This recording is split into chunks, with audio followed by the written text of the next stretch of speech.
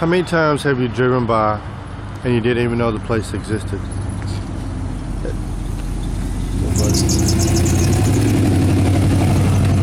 How many times have you been on your way to work, on your way to go do something, whatever it may be, and you drove by this building, didn't know it existed? Maybe you was in a rush, you had somewhere you had to be, you had to get downtown.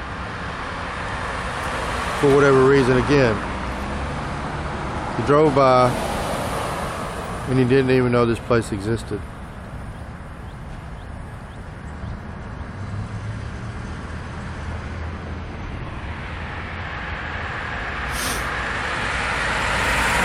Did you see the cars aren't slowing down? They're not coming to a screeching halt.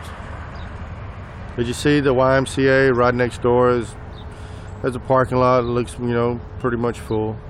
People inside, lifting weights, running, maybe playing basketball, whatever.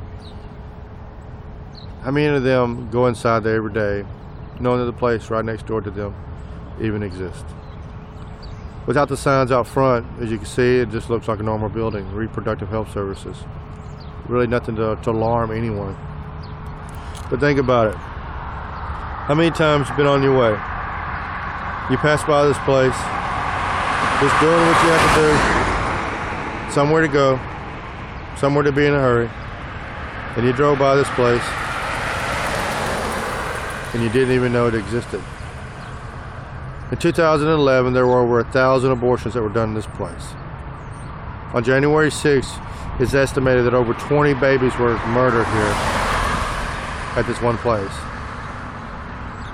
I ask you, honestly, that if you knew that there was a place in your city where people could go and drop off 5-year-olds and have them murdered, what exactly would your response be? I don't say that to make you feel guilty, or maybe you think that you're not doing enough. But a lot of times, myself included, we only do enough just to ease our conscience and not enough to stop the killing. So the next time you're by this place, whatever time it may be, take a good look and know exactly what takes place in this place. Know that the babies that are murdered every single week. And don't just be like these people here. Don't just drive by. Stop, spend a few minutes, maybe get the opportunity to speak to a lady that may come in. As you see, it's very early in the morning. Or maybe you get lucky enough to meet the sprinkler that's meant for pro-lifers. But again, think about it. Not to make you feel guilty.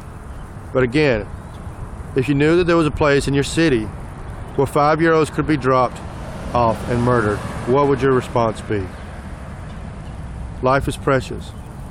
And it doesn't matter what my opinion or what your opinion is concerning abortion. The Bible says that it's an abomination for the killing of innocent children. And God says, I formed you in your mother's womb, that I knew you before you were born. His word also says that we were made in His image. It's God's opinion that matters the most. So again, don't just drive by. Please, do something, do something, do something.